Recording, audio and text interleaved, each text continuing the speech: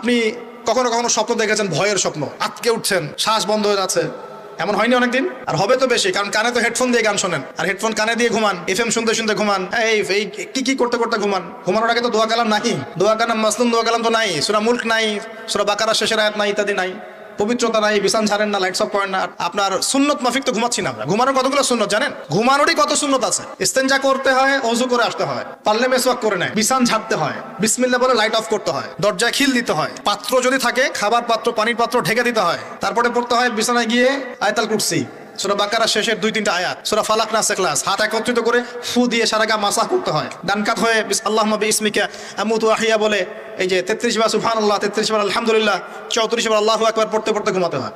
কয়জন জানে? কয়জন ঘুমানোর সুন্নত? ঘুমানোর আগে এখন কানে হেডফোন, ব্লুটুথ, হাবি জাবি এইসব দিয়ে যুবকরা ঘুমাচ্ছে। প্রতিটা কাজ নবীর সুন্নত মতো করার চেষ্টা করবো, আল্লাহ পাক তৌফিক দান করুন। এই যে 9 নম্বর ওয়াদা করেন, জীবনের প্রতিটা কাজ নবীর